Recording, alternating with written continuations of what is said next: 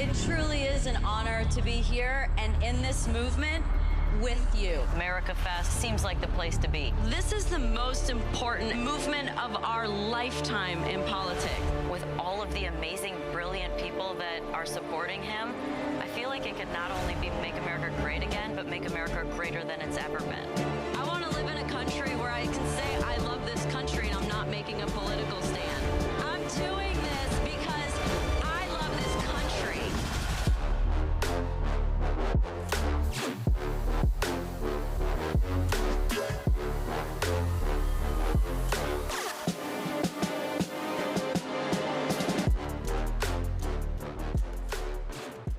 Hello, everybody. How are you doing? Aren't these just the greatest events? So this is the 1-year anniversary to the exact day that I came to my first political event. Right here at AmFest, sat right over there, and I can't believe I went from being in the audience for my first political event to now being on the main stage. It's kind of wild. And it was a lot of fun. Did you guys have fun the last year? Yeah? This is definitely a celebration time for us. But look, I grew up driving race cars. I'm now able to tell my dad, you were right all along. Steak, potatoes, Fox News.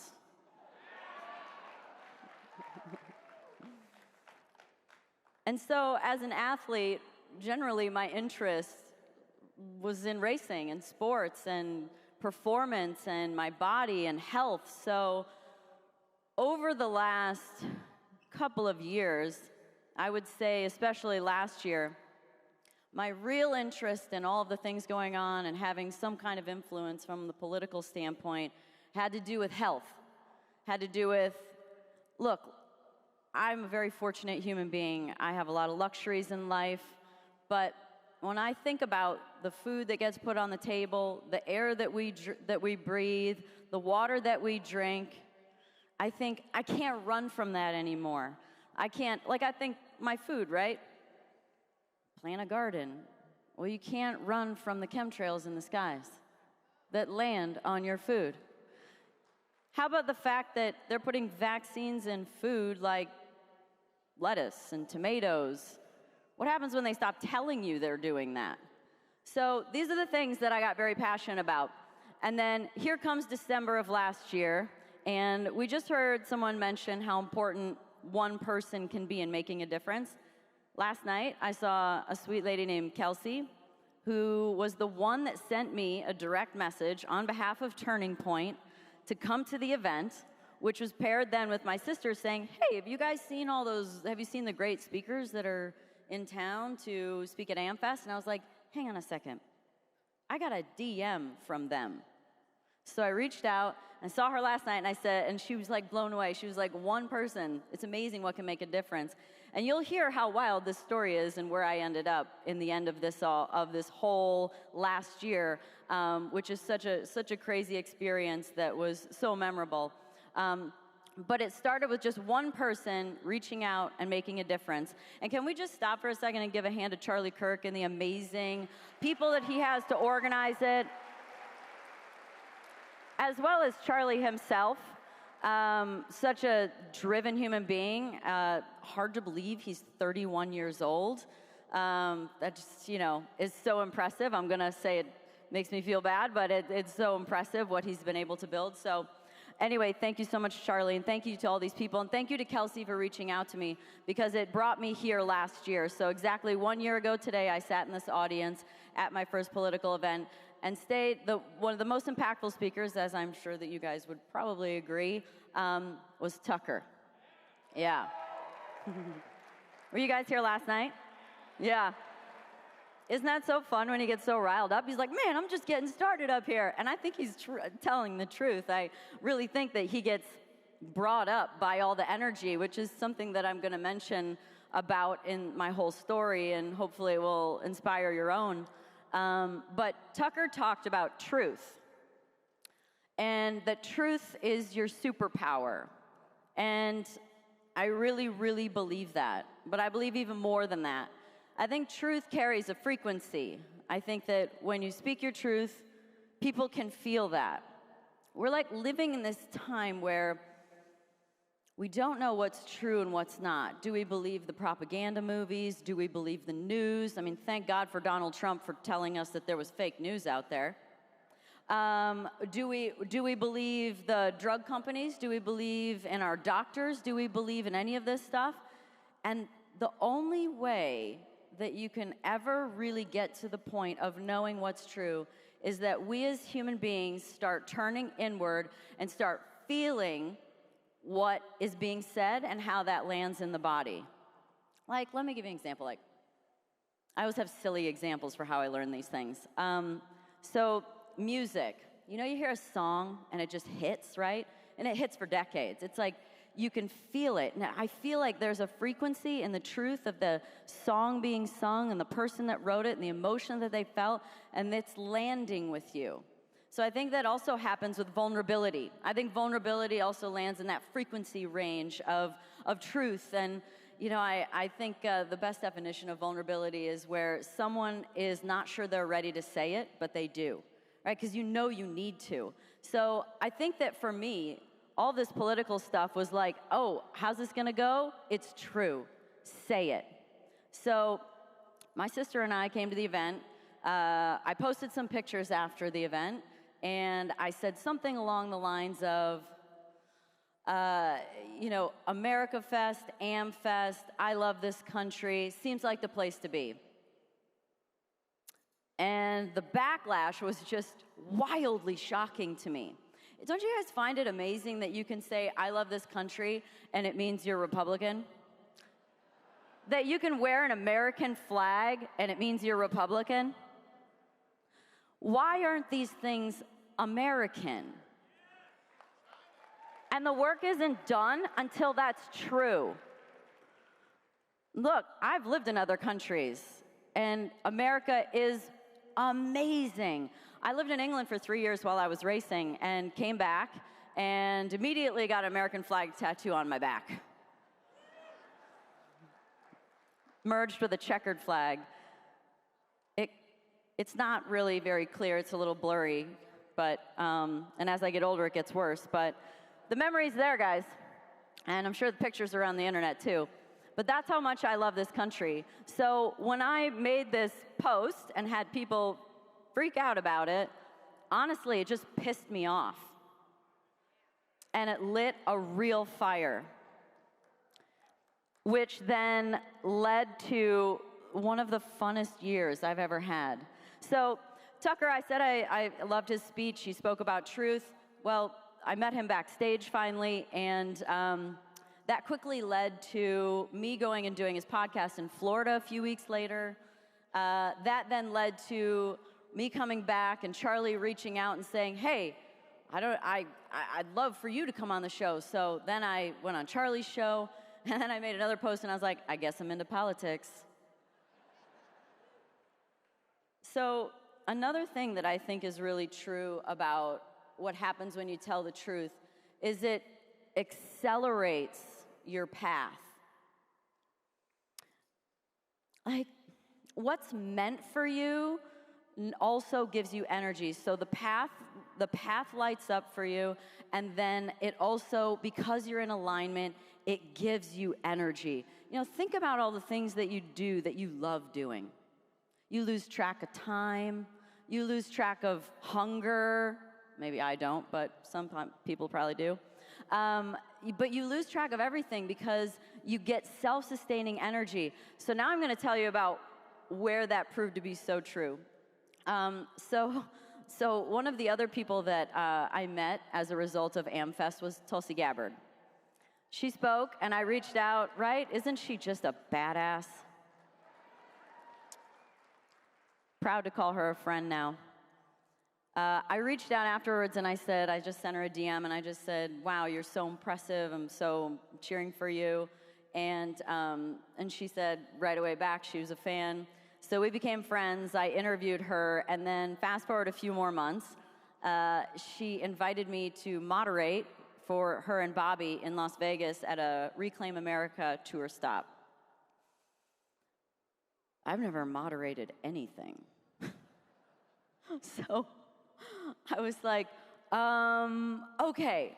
Because look, there is a very, very fine line that's almost indistinguishable. Maybe there isn't one between fear and excitement. Like take a roller coaster, for instance. Is that exciting or is that scary? Right? So I was a little scared to do it, but I also was excited to do it. So I never let fear win in those moments. And it was actually after my racing career that I realized that it's in those really challenging moments where I have to like push myself that I actually come alive. Because so many people, if they're unhappy, it's not because they're bored. It's not because they truly are unhappy. They're just not doing enough of what lights them up. And sometimes it's challenge, and I've realized that challenge is mine. So I went and moderated for Bobby and Tulsi, and it was such a great experience. And how I mentioned this path, like it goes very quickly. A couple weeks later, I was then asked to moderate for J.D. Vance, all by myself in North Carolina. And again, I was like, wow, I've moderated one time now. But I said yes. He's an awesome human being. We have an insanely good VP, guys. Usha's wife was there. This administration's lit. And so I did that. And I also did some Women for Trump events with Laura Trump. I also then was asked by Tulsi, fast forward all the way to the end, and she said, would you be willing to tour for a few days all the way up until the election with me? And I was like, yeah. She's like, we're going to do some Trump Force One and some Trump rallies. I was like, yeah. So flew to Atlanta, started the journey from there, and was able to do a few Trump rallies, which are cool. Did you guys go to Trump rallies? Yeah? They're a thing. There's a lot of energy at those. I'm pretty sure he picks the playlist too, because I'll tell you why in a second. So there's this thing I said about when you're doing what's meant for you, it gives you energy. And my example, again, a silly example that I use to articulate that is, so I started a podcast about 5 years ago, and look, interviewing is way harder than being interviewed, because when you're being interviewed, you're only asked questions that you have the answers to. But when you're interviewing, you want to be an expert on them. You want to ask insightful questions. You don't want to ask silly questions. You want to get something new out of them. And so you really need to think. And you also have to get to the points that will make a great interview. So I had 3 interviews lined up, and they were like with like a doctor and a big entrepreneur, and they were challenging interviews. Well, I got to the end of this day after basically 6 hours of being on, and I was like, I was so excited. I had so much energy. I remember I was by myself. I was living in Malibu at the time, and I was like, what do I do with myself? And I went down to the beach, and I brought the dogs, and I poured a glass of wine, and I was like so energized by these last 6 hours that I had. So the lesson is that it's not about the amount of time it takes to do something, it's what you're doing. So on the other side of it, I could go do like a 1-hour autograph session at God knows what when I was racing and be totally drained because it's just not stimulating. It's not for me. So what is meant for you will give you energy, and what's not meant for you will steal it. And I can tell you that probably the best example of someone that is showing you what happens when you're doing what's meant for you is President Trump. So as I said, I was excited. I got to ride on Trump Force One on a couple of times, and on the last flight home from the very last rally, so the last day, which we know he didn't take a day off, right? And we know who did take a day off, Carmela. It didn't help either, did it? She still didn't have answers for anything. And so he didn't take any days off, but that very last day, he did 4 rallies. And for those of you who's been to a rally, you know that he talks for about an hour and a half to 2 hours. And not only that, but he's traveling to different states, different cities. So I was with him along amongst some other people. Sage, who was coming up after me, she was along for the ride as well, and of course Tulsi. And so the last rally starts at about midnight in Grand Rapids. Finishes about 2. Get on Trump Force One. And President Trump is like so energized. He has the music at 11. It's so loud. He is playing DJ. He's cutting and jiving with everyone. I was lucky enough to get to sit next to him for like almost 2 hours of that flight back to Florida. And you know, I did say the fear and excitement thing. There was one story that I'm not sure that I played it right. So we're sitting on the plane and there's some conversation about my handshake. I have a good handshake. My dad always taught me to shake like you mean it from when I was a young kid in racing. In fact, a lot of articles about me started off with like, oh, Danica, wow, Danica Patrick, race car driver, but her handshake almost broke my hand.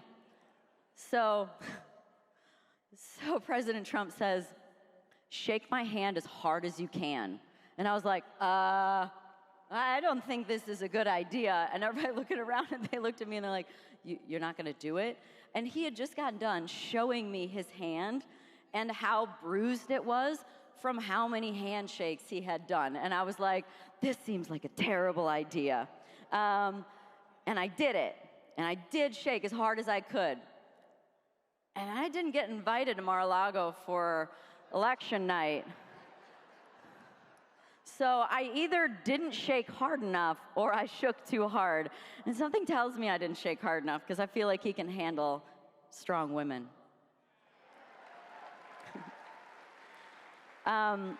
So anyway, we land at 5:45 in the morning. Everybody's exhausted. He's still going, and I think the legend has it he stayed up for about 3 days. So look, he has insane amounts of energy, and it's true. I didn't see him drink any water. He did, however, say, hey, there's this special drink, ginger drink. Do you want one? And I was like, sure. So they brought ginger ale out. So I guess he stayed fueled on ginger ale. But he has this insane energy and insane humor. And look, it's truly clear that he is doing what is meant for him. And it makes me so excited for these next 4 years. And look, I think if we play it right, this could be 12. Probably with the help of Charlie Kirk, because he seems to really have his hands. I think he's been in Florida until about this event started. So I'm excited about Bobby and Tulsi and disclosures and food improving, medical improving. There's just so many things that I think are going to improve, and I think we are truly entering the golden age. And I'm what a time to be alive. I actually said that when COVID happened. I was like, what a time to be alive. The amount of stuff that we've seen and the amount of exposure that we've seen has landed where we are. And I think we've heard a few talk about it, but if you would have been elected that second time right away, we wouldn't be having the scenario that we have now, where we're gonna get so many things done. Very exciting. I know I'm going on and I need to wrap up. One thing I wanna say is how important I believe that it is that there's a push for this, but family.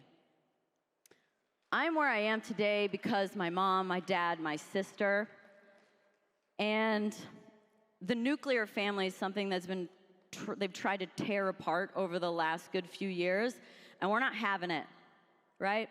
We're not having it, where rights are taken away from parents, from children that should not be making those decisions. And look, the more that we can get back to, if we could get to extended family community living, great, because this is what culture used to do. But now it's these separated families at a distance, and so the least we can do is keep the nuclear family together. So I just want to say how grateful I am for my family and how grateful I am that we have an administration that believes that family and parents and their children are important. One of the things that a lot of people have said to me since, well, actually during the campaigning as well as after, is they said, thank you. They whisper, they go, thank you so much for what you've been doing, which I know what they mean. And my reply is, of course, thank you, but they tell me how brave I've been. And I'm not gonna lie, I don't feel brave. I don't feel like anything I've said or done has made me brave. All I did was believe in something enough. And that's all you have to do, is believe in something enough. So don't forget that your truth leads to your calling, and your calling leads to the energy that gets brought up within you so that you can go ahead and make an impact. And then that impact that you make becomes your legacy. Thank you.